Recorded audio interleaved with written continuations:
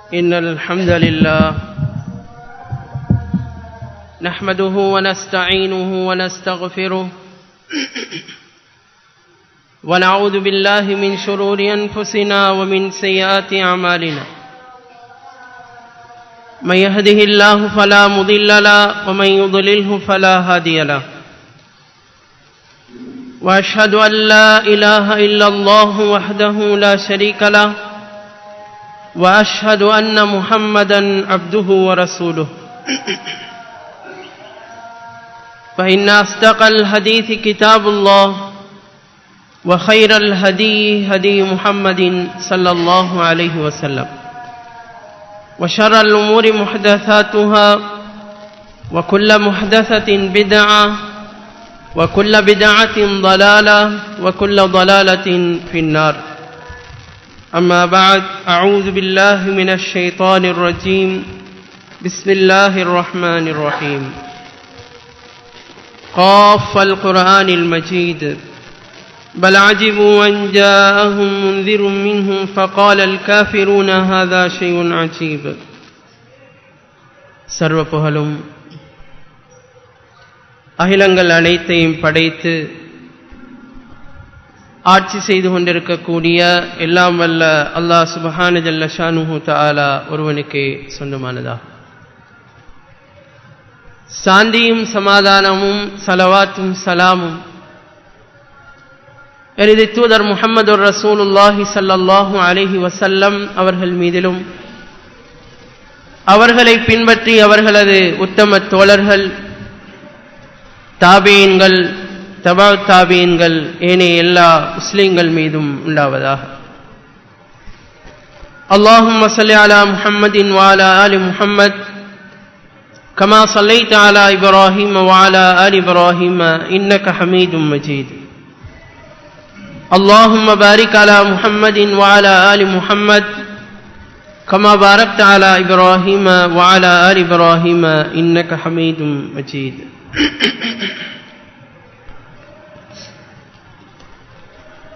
அல்லாஹு தஆலா இந்த உலகத்திலே நாம் வாழக்கூடிய இந்த காலகட்டத்தில் இந்த காலங்களை பல வகையாக பிரித்து தந்துள்ளார். ஒவ்வொரு பருவ காலங்களை அல்லாஹு தஆலா ஏற்படுத்தி வைத்திருக்கிறார். ஒரு குறிப்பிட்ட சில காலத்திலே நாங்கள் கடுமையான குளிரிலே இருக்கின்றோம். ஒரு சில காலங்களிலே நாம் மழையோடு இருக்கின்றோம். ஒரு சில காலங்களிலே பலமான காற்று வீசக்கூடிய நிலையில் நாங்கள் இருக்கின்றோம். அதே போன்று இன்றைய இந்த காலகட்டத்திலே மிக கடுமையான உஷ்ணமான சூடான ஒரு காலத்திலே நாம் இருந்து கொண்டிருக்கின்றோம். இந்த உஷ்ணமான இந்த காலத்தை பொறுத்தவரையில் இதிலே நாம் அடையக்கூடிய சிரமம் நாங்கள் ஒவ்வொருவரும் அறிந்தே வைத்திருக்கின்றோம். எங்களால் வெயிலில் ஒரு குறிப்பிட்ட சில நிமிடங்கள் கூட நிற்க முடியாத ஒரு சூழ்நிலையிலே இருக்கிறோம். அதே போன்று எங்களுக்கு நேராக தலைக்கு மேலே காற்றாடிகள் சுற்றினாலும் அதனுடைய காற்றுகள் போதாது என்ற நிலைமையிலே நாம் இருக்கிறோம். இரவிலே எங்களால் நிம்மதியாக தூங்க முடியவில்லை. காரணம், அந்த உஷ்ணம் தணிவதாக இல்லை. அதே போன்று இந்த உஷ்ணத்தின் காரணமாக அடிக்கடி நாங்கள் தாகிக்கிறோம். அந்த தாகத்தை தீர்ப்பதற்காக குளிர்பானங்களையும் தண்ணீர்களையும் அதிகமாக அருந்துகின்றோம். இப்படி இந்த காலத்திலே பல்வேறுபட்ட சிரமங்களையும் கஷ்டங்களையும் நாங்கள் அனுபவித்து வருகிறோம். எனவே இந்த காலத்தின் மூலமாகவும் நாங்கள் சில விஷயங்களை சிந்திக்க வேண்டியிருக்கிறது. இன்று எமக்கு இந்த சூடு ஏற்படுவதற்கு அடிப்படை காரணமாக இருக்கக்கூடிய இந்த சூரியனை பொறுத்தவரையில் நாம் இருக்கக்கூடிய இந்த பூமியை விட்டும்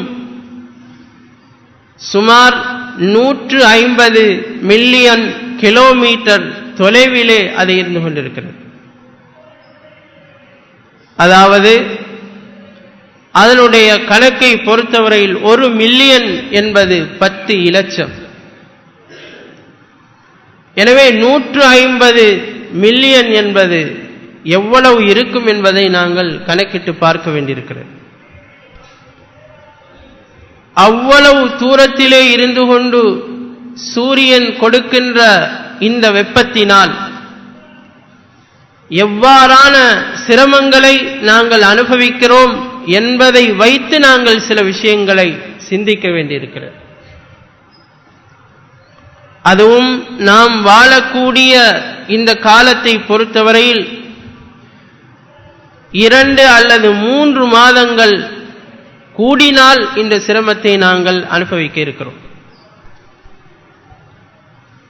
அல்லாஹ்வின் தூதர் ஸல்லல்லாஹு அலைஹி வஸல்லம் அவர்கள் இந்த சூடான காலநிலை ஏன் ஏற்படுகிறது என்பதை குறிக்கும் முகமாக ஒரு காரணத்தை சொன்னார். இது சஹீஹுல் புகாரி என்ற கிரந்தத்தில் 534வது இலக்கத்திலே பதிவாகி இருக்கிறது. அதாவது இந்த காலகட்டத்திலே அல்லாஹ்வின் தூதர் ஸல்லல்லாஹு அலைஹி வஸல்லம் அவர்கள் லுஹருடைய அதான் சொல்லக்கூடிய முஅத்தினுக்கு கூட சொல்லுவார்கள், சற்று தாமதியுங்கள், அவசரப்படாதீர்கள், சற்று நிலம் குளிர்ச்சி அடையட்டும் என்ற ஒரு ஆலோசனை சொல்லுவார்கள் என்று நபித்தோழர்கள் அறிவிக்கிறார். இந்த சூடு தொடர்பாக ஸல்லல்லாஹு அலைஹி வஸல்லம் அவர்கள் சொல்லும்போது சொன்னார்கள், فَإِنَّ شِدَّةَ الْحَرِّ مِنْ فَيْحِ جَهَنَّمَ. இந்த சூடை நாங்கள் அனுபவிப்பதற்குரிய காரணம் என்னவென்றால், ஒரு குறிப்பிட்ட ஒரு காலம் இந்த நரகம் தன்னுடைய காற்றை வெளியிடுகிறது.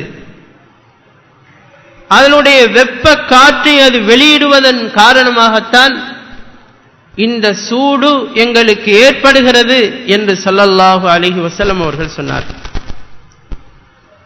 எனவே இந்த நரகத்தை நாங்கள் எடுத்துக்கொண்டாலும் சரி, அல்லது இந்த சூரியனை எடுத்துக்கொண்டாலும் சரி, இது இப்போதைய இந்த உலக வாழ்க்கையில் எங்களுக்கு அருகாமையில் இல்லை.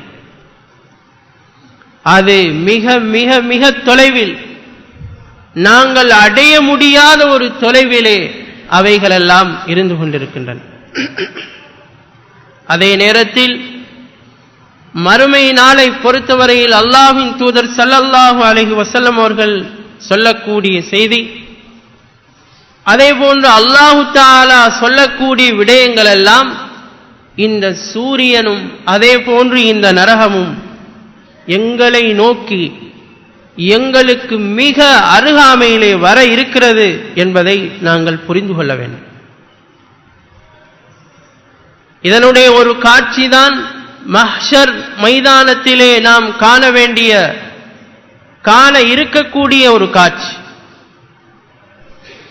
அல்லாஹ்வின் தூதர் ஸல்லல்லாஹு அலைஹி வஸல்லம் அவர்கள் எப்படி சொன்னார்கள் என்றால், சஹீஹ் முஸ்லிம் என்ற கிரந்தத்தில் 2864வது இலக்கத்திலே இந்த செய்தி பதிவாகி இருக்கிறது. துதுனா அஷ்-ஷம்ஸு யௌமல் கியாமா மினல் ஹல்க் ஹத்தா தகூன மின்ஹும் கமிக்தாரி மீலின். இப்பொழுது கோடிக்கணக்கான கிலோமீட்டர் தொலைவிலே இருக்கக்கூடிய இதே சூரியன் மறுமை நாளில் மிக அருகாமையிலே மனிதர்களுக்கு கொண்டு வரப்படும். அந்த நேரத்தில் அதனுடைய தொலைவை ஸல்லல்லாஹு அலைஹி வஸல்லம் அவர்கள் சொன்னார்கள், அதனுடைய தொலைவு 1 மைல் தொலைவுதான் இருக்கும். அந்த நேரத்தில் ஃபயகூனு النَّاسُ عَلَى قَدْرِ أَعْمَالِهِمْ فِي الْعَرَفِ மனிதர்களை பொறுத்தவரை இந்த உலகத்திலே அவர்கள் செய்த செயல்களுக்கு ஏற்றாற்போல், அவர்களுடைய அமல்களுக்கு ஏற்றாற்போல் அந்த மறுமை நாளில் மிக அருகாமையிலே இருக்கக்கூடிய அந்த சூரிய வெப்பத்தின் காரணமாக அவர்கள் வியர்வையிலே மூழ்குவார்கள். ஒரு சிலரை அவதானித்தால் ஸல்லல்லாஹு அலைஹி வஸல்லம் அவர்கள் சொன்னார்கள், மன் யகூனு அலா கஅபைஹி, சிலருடைய வியர்வைகள் வியர்த்து அவர்களுடைய கால் பாதங்கள் வரைக்கும் அந்த வியர்வையிலே அவர்கள் மூழ்கி இருப்பார்கள். வமின்ஹும் மன் யகூனு இலா ருக்பத்தை, இன்னும் ஒரு சிலரை எடுத்துக்கொண்டால் அவர்களுடைய 2 முழங்கால் வரைக்கும் அந்த வியர்வையிலே அவர்கள் மூழ்கி போயிருப்பார்கள். வமின்ஹும் மன் யகூனு இலா ஹக்வை, இன்னும் சிலரை எடுத்துக்கொண்டால் அவர்களுடைய இடுப்பு வரைக்கும் அவர்களுடைய வியர்வையிலே அவர்கள் மூழ்கி இருப்பார்கள். வமின்ஹும் மன் யுல்ஜிமுல் அரக் இல்ஜாமன், இன்னும் ஒரு சிலரை அவர்களுடைய மூக்கு வரை அவர்களுடைய அந்த வியர்வை மூழ்கடித்திருக்கும் என்று ஸல்லல்லாஹு அலைஹி வஸல்லம் அவர்கள் தன்னுடைய மூக்கு வாயை சுட்டி காட்டினார்கள். இதுவரைக்கும் அவர்களுடைய வியர்வையிலே அவர்கள் மறுமை நாளிலே மூழ்கி இருப்பார்கள் என்று சொன்னார். எனவே இந்த வியர்வையை, இந்த சூரிய வெப்பத்தினுடைய கடுமையான தாக்கத்தை அங்கு தீர்மானிக்கக்கூடியது என்னவென்றால் மனிதர்கள் இந்த உலகத்திலே செய்த செயல்பாடுகள், இந்த உலகத்திலே அவர்கள் சம்பாதித்த சம்பாதிப்புகள் என்று நான் சொல்ல வருவது உலக உழைப்பை பற்றி அல்ல. நாம் மறுமைக்காக செய்யக்கூடிய அமல்களை பற்றியது. அதே போன்று நாங்கள் செய்யக்கூடிய பாவங்களை பற்றியது. இந்த பாவங்களிலே உலகத்திலே அதிகமாக மனிதர்கள் மூழ்கினால் மறுமை நாளில் மிக அருகாமையிலே இருக்கக்கூடிய அந்த சூரியனின் வெப்பத்தின் காரணமாக அவர்கள் வியர்வையிலே மூழ்க வேண்டிவர். அதே நேரத்தில் ஒருவர் தன்னுடைய பாவங்களிலிருந்து அவர் தன்னை பாதுகாத்துக் கொண்டு நன்மையான காரியங்களில், நல்ல அமல்களிலே அதிகமாக அவர் ஈடுபடுவாராக இருந்தால் அவர் இந்த கடுமையான இந்த வெப்பத்திலே அவர் மூழ்க மாட்டார். அவர் போய் இருக்க வேண்டிய இடம் வேறு இருக்கிறது. எனவே இந்த மறுமை நாளை பொறுத்தவரையில் இன்று நாம் இருப்பது போன்று ஒரு 2 மாதங்களோடு தணியக்கூடிய வெப்பம் கிடையாது. அது 2 மாதங்களோடு இந்த வெப்பம் தணிந்துவிடும். மழைகள் பெய்ய ஆரம்பித்துவிடும், காற்றுகள் வீச ஆரம்பித்துவிடும். அதன் காரணமாக இந்த உஷ்ணங்கள் தணிய ஆரம்பித்துவிடும். ஆனால் மறுமை நாளில் அந்த வாய்ப்பு கிடைக்காது. அதனுடைய கால அளவு, அந்த ஒரு நாளினுடைய அளவை பற்றி அல்லாஹ்வின் தூதர் ஸல்லல்லாஹு அலைஹி வஸல்லம் அவர்கள் சொன்னார்கள், அந்த ஒரு நாள் இன்றைய எங்களுடைய 50,000 வருடங்களுக்கு சமனானது. 50,000 வருடங்கள் செல்லுவதற்கு எவ்வளவு காலம் எங்களுக்கு தேவைப்படுமோ அதே போன்று மறுமை நாளுடைய அந்த ஒரு நாள் செல்லுவதற்கு காலம் எடுக்கும். எனவே எங்களால் தாங்க முடியுமா? அவ்வளவு நேரம் எங்களால் அந்த வெப்பத்திலே இருக்க முடியுமா என்பதை நாங்கள் சிந்திக்க வேண்டியிருக்கிறது. ஒரு 5 நிமிடம் எங்களால் வெயிலிலே நிற்க முடியவில்லை. 5 நிமிடம் எங்களுடைய வாகனங்களை அந்த வெயிலிலே போட்டுவிட்டு அதிலே ஏறி உட்கார முடியவில்லை. காரணம், அந்த அளவு அதனுடைய தாக்கம் கடுமையாக இருக்கிறது. ஆனால் மறுமை நாளை பொறுத்தவரையில் இன்று இருப்பதை போன்று நிழல்களோ, அதே போன்று மரங்களோ, அதே போன்று வீடுகளோ, எந்த அமைப்பும் இருக்காது. எனவே எங்கும் போய் நாங்கள் நிழல் பெறுவதற்கு அங்கு வாய்ப்பு கிடையாது. ஒருவருடைய கையிலே குடை இருக்குமா என்று கேட்டால் இருக்காது, சாத்தியமே இல்லை. எனவே அல்லாஹு தஆலா அந்த மறுமை நாளில் ஒரு சிலருக்கு தன்னுடைய நிழலிலே நிழல் வழங்குகின்றார். இதனையும் அல்லாஹ்வின் தூதர் ஸல்லல்லாஹு அலைஹி வஸல்லம் அவர்கள் சொன்னார்கள். சஹீஹுல் புகாரி என்ற கிரந்தத்தில் 660வது இலக்கத்தில் இந்த செய்தி பதிவாக இருக்கிறது. சபஅத்துன் யுதில்லுஹுமுல்லாஹு ஃபீ ظில்லிஹி யௌம லா ظில்ல இல்லா ظில்லுஹு. மறுமை நாளில் அல்லாஹு தஆலா 7 கூட்டத்தினருக்கு தனது நிழலை தவிர வேறு எந்த விதமான நிழலும் இல்லாத அந்த நாளிலே அந்த 7 தரப்பினருக்கு அல்லாஹு தஆலா நிழலை கொடுக்கிறார். அதுவும் எப்படியான சந்தர்ப்பம்? இந்த சூரியன் 1 மைல் தொலைவிலே கொண்டு வந்து மிக சமீபமாக இருக்கக்கூடிய அந்த சந்தர்ப்பம். அதிலே முதலாம் அவரை சொன்னார்கள், இமாமுன் ஆதில், நீதம் செலுத்தக்கூடிய ஒரு இமாம்.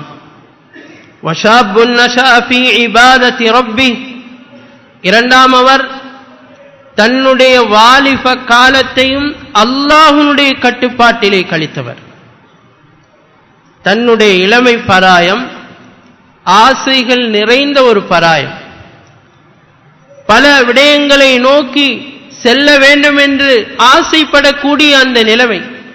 ஆனால் அந்த வாலிபர் என்ன செய்கிறார் என்றால் ஹராம் ஹலாலை பேணி நடக்கின்றார், அல்லாஹுக்கு கட்டுப்பட்டு நடக்கிறார், அல்லாஹுடைய வரம்பை மீறாத ஒரு வாலிபராக அவர் இருக்கிறார்.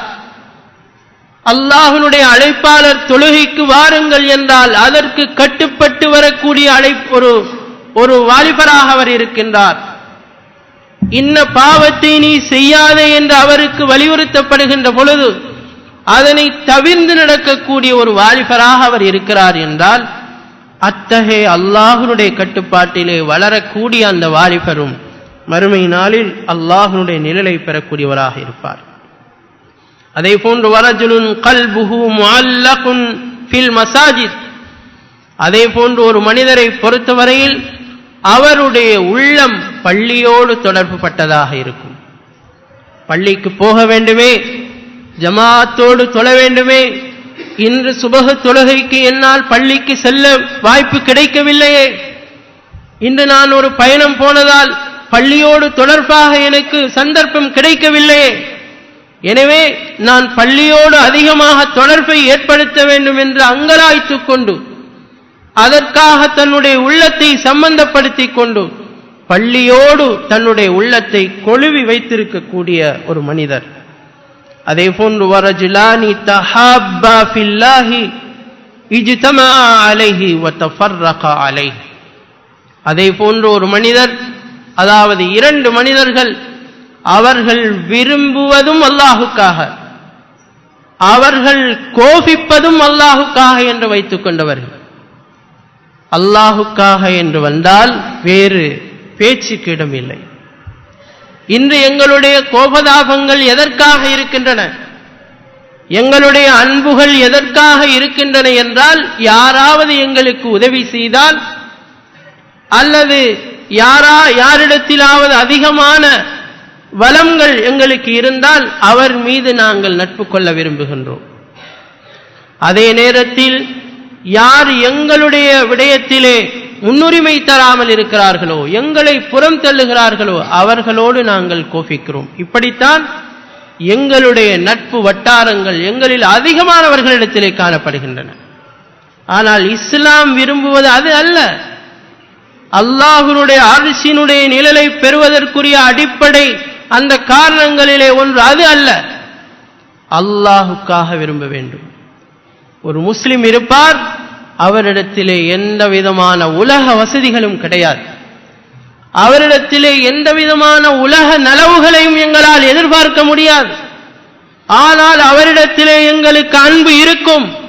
காரணம், அவர் அல்லாஹுக்கான அந்த அன்பாக அது இருக்கும். அவர் அல்லாஹ்வுடைய மார்க்கத்தை சரியாக பின்பற்றக்கூடியவராக அவர் இருப்பார். தொழுகைகளுக்கு பள்ளியோடு தொடர்புடையவராக அவர் இருப்பார். நல்ல நல்ல அமல்களிலே ஈடுபடக்கூடியவராக அவர் இருப்பார். அல்லாஹ்வினுடைய அந்த முகத்தின் காரணமாக அவருடைய விஷயத்திலே அந்த ஒரு முஸ்லிம் அன்பு கொள்ளக்கூடியவராக இருப்பார். அதே நேரத்தில் ஒருவர் இந்த சத்தியத்தினுடைய எதிரியாக இருக்கிறார் அல்லது இந்த சத்தியத்தை விட்டு விரண்டோடியவராக காணப்படுகிறார், அதற்கு எதிரான வேலைகளை அவர் செய்கிறார் என்றால் அந்த முஸ்லிம் இவருடைய விடயத்திலே கோபத்தை கடைபிடிப்பார். இவருடைய விடயத்திலே அவருக்கு அன்பு வராது, நேசம் வராது, அன்பு பாராட்ட மாட்டார்கள், உறவாட மாட்டார்கள். இவ்வாறான ஒரு நிலைமையிலே இருக்கக்கூடியவர்களாக அவர்கள் இருப்பார். அவர்களுடைய நேசமும் அவர்களுடைய விரோதமும் அல்லாஹுக்கானதாக இருக்கும். இந்த சத்தியத்திற்கு எதிரானவர் எவ்வளவு வசதி படைத்தவராக இருந்தாலும் சரி, அவரின் மூலமாக எவ்வளவோ உலக ரீதியான நலவுகள் நிகழுமாக இருந்தாலும் சரி, அவர் அல்லாஹ்வுடைய மார்க்கத்துக்கு முரணானவராக இருந்தால் அந்த முஸ்லிம் அல்லாஹ்வுடைய அர்ஷின் நிழலை பெற வேண்டும் என்று துடிக்கின்ற அந்த முஸ்லிம் ஒரு காலமும் அவரோடு நெருங்கிய உறவை வைக்க மாட்டார். இதனையும் அல்லாஹ்வின் தூதர் ஸல்லல்லாஹு அலைஹி வஸல்லம் அவர்கள் அல்லாஹ்வுடைய நிலையை பெறுவதற்குரிய தகுதியாக சொன்னார். அதே போன்று வரஜுலுன் தாத்ஹு இம்ராத்துன் தாத்து மன்சபின் வ ஜமாலின் ஃபகால இன்னி அகாஃபுல்லாஹ். ஒரு மனிதரை பொறுத்தவரையில் அழகும் அந்தஸ்தும் உள்ள ஒரு பெண், அவரை விபச்சாரத்துக்கு அந்த பெண்ணாக அழைக்கிறாள். இவரால் போய் அந்த விடயத்திலே ஈடுபட முடியும், வாய்ப்பு இருக்கிறது. ஆனால் அவர் என்ன சொல்கிறார்? இன்னி அகாஃபுல்லாஹ், நான் அல்லாஹுக்கு பயப்படுகிறேன், இது ஹராம், இதனை என்னால் செய்ய முடியாது, இது ஹலால் இல்லை என்று அவர் அந்த இடத்திலே அல்லாஹ்வுடைய கட்டுப்பாட்டை அவர் நிரூபித்து காட்டுகிறார். இவருடைய விடயத்திலும் அல்லாஹ்வுடைய அர்ஷுடைய நிழல் அவருக்கு கிடைக்கும் என்று சொன்னார்கள். வரஜுலுன் தஸத்தக அக்ஃபா ஹத்தா லா தஅலம ஷிமாலுஹு மா துன்ஃபிகு யமீனுஹு. இன்னொரு மனிதர் மறைவான அமைப்பிலே சதகாக்களில் ஈடுபடக்கூடியவர். எந்த அளவு அவருடைய சதகாக்கள் மறைந்திருக்கும் என்றால், தன்னுடைய ஒரு உறுப்பான இடதுகை, அந்த இடதுகைக்கு கூட அவர் தெரியாது தன்னுடைய வலதுகையினால் அவர் சதகா கொடுத்தது. அவ்வளவு மறைவான சதகா, அவ்வளவு ரகசியமாக அந்த சதகாவை அவர் செய்யக்கூடியவராக அவர் இருப்பார். அடுத்தவர்களுக்கு சதகா கொடுத்துவிட்டு நான் இப்படித்தான் உங்களுக்கு செய்தேன் என்று சொல்லி காட்டுவது ரகசிய சதகாவிலே அது வராது.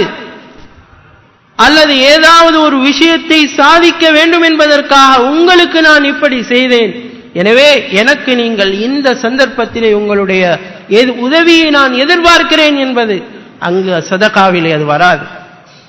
சதகா என்பது ரகசியமான அந்த சதகா என்பது, அல்லாஹ்வுடைய அர்ஷினுடைய நிழலை பெற்றுத்தரக்கூடிய சதகா என்பது, தன்னுடைய வலதுகை செலவழிப்பது என்பது தன்னுடைய இடதுகைக்கு தெரியாது என்று ஸல்லல்லாஹு அலைஹி வஸல்லம் சொன்னார். அதே போன்று இன்னொரு மனிதரையும் ஸல்லல்லாஹு அலைஹி வஸல்லம் சொன்னார்கள். இவரும் அல்லாஹ்வுடைய அர்ஷினுடைய நிழலை பெறக்கூடியவராக இருப்பார். அவர் தனிமையிலே இருந்து கொண்டு அல்லாஹ்வினுடைய அருள்களை பற்றி, அல்லாஹ்வினுடைய தண்டனைகளை பற்றி, அல்லாஹ்வினுடைய சகல விடயங்கள் தொடர்பாக அவர் சிந்திப்பார். அந்த சிந்திப்பின் போது அவரை அறியாமல் உணர்ச்சி வசப்பட்டு அவருடைய கண்களிலிருந்து கண்ணீர் வடியும். இப்படிப்பட்ட ஒரு மனிதரும் அல்லாஹ்வினுடைய அர்ஷினுடைய நிழலை மறுமை நாளிலே பெறுவார் என்று அல்லாஹ்வின் தூதர் ஸல்லல்லாஹு அலைஹி வஸல்லம் சொன்னார். எனவே நாங்கள் ஒவ்வொருவரும் முயற்சி செய்ய வேண்டும். இந்த கொடிய இந்த வெப்ப காலத்திலே நாங்கள் அடைகின்ற அந்த கஷ்டங்களை நாங்கள் உணர்கிறோம். இதைவிட பல மடங்கு கஷ்டத்தை நாங்கள் மறுமை நாளிலே அனுபவிக்க இருக்கிறோம். அதிலிருந்து எங்களை பாதுகாத்துக் கொள்வதற்காக இந்த 7 அமல்களிலே எதனை நாங்கள் சரியாக செய்கிறோம், எதனை நாங்கள் தொடர்ச்சியாக நல்ல முறையிலே அதனை செய்து கொண்டிருக்கிறோம் என்பதை பற்றி நாங்கள் ஒவ்வொரு சகோதரர்களும் சிந்திக்க வேண்டியிருக்கிறது. வாக்குலு கௌலி ஹாதா அஸ்தக்ஃபிருல்லாஹ்.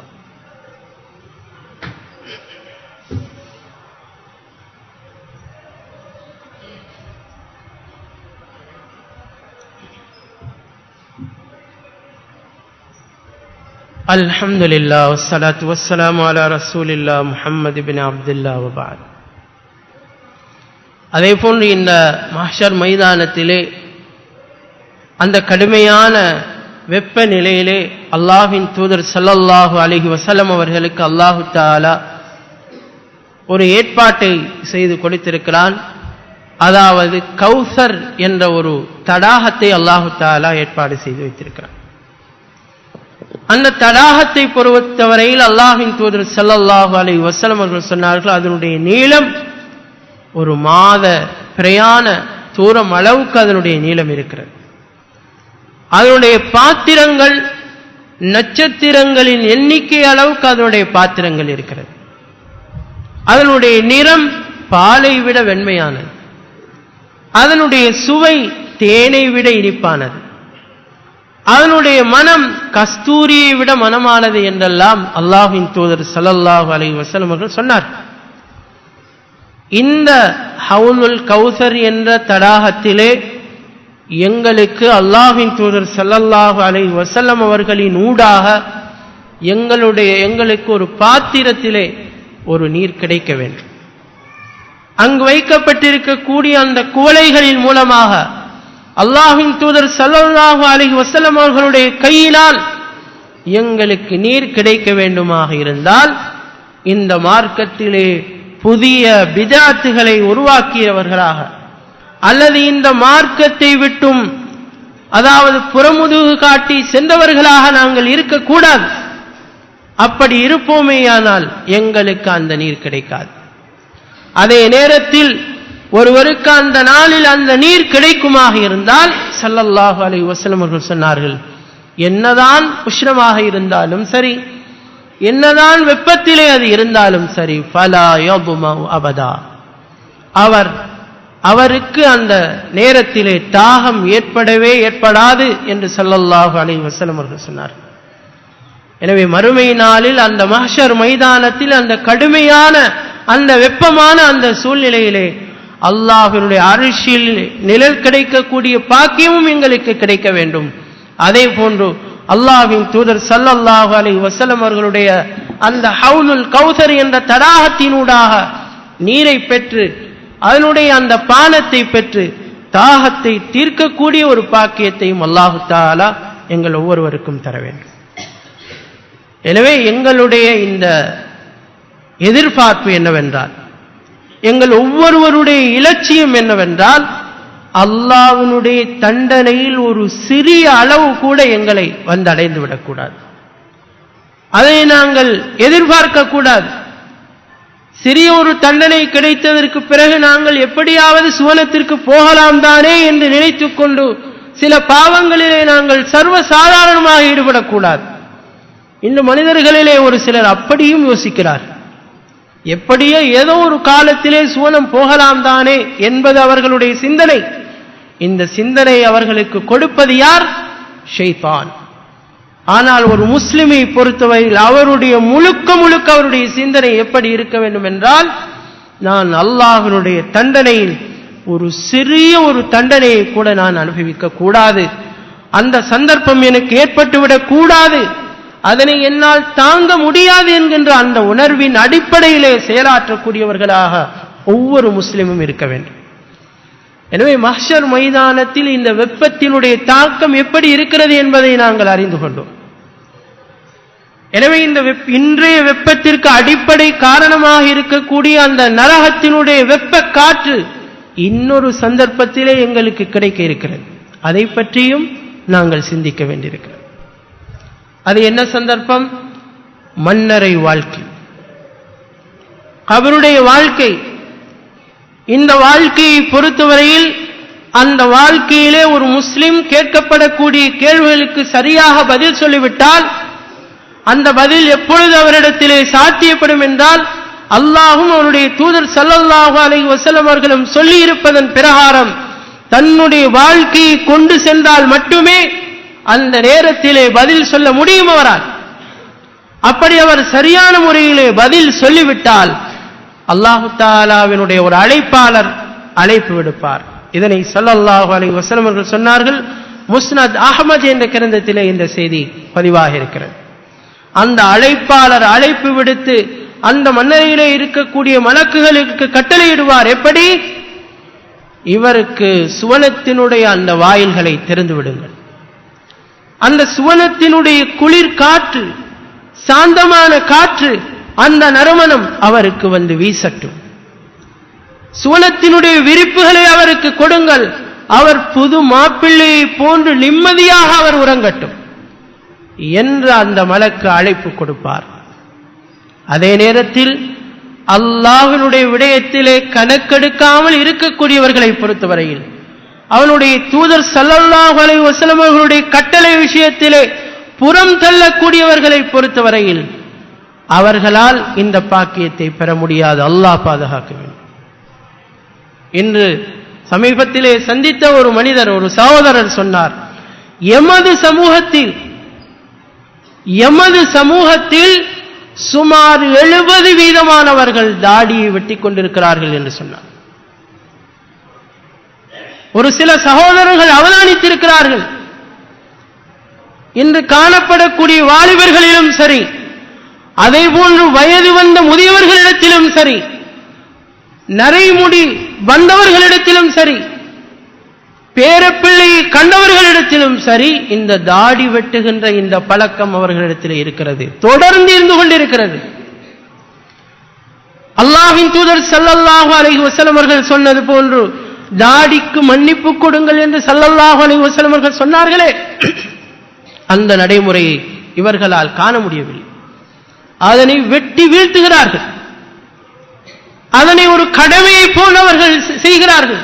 எங்கே ஸல்லல்லாஹு அலைஹி வஸல்லம் அவர்கள் தாடிக்கு மன்னிப்பு கொடுங்கள் என்று சொன்ன செய்தி இவர்களிடத்திலே அமல் இல்லை. எனவே 70% இந்த மக்களுக்கு மத்தியிலே இந்த செயல் காணப்படுகிறது என்றால் எந்த அளவு அது பரவி இருக்கிறது என்பதை பற்றி நாங்கள் சிந்திக்க வேண்டியிருக்கிறது. ஒவ்வொருவரும் ஒவ்வொருவரை காரணம் சொல்லிக் கொண்டிருக்கலாம்.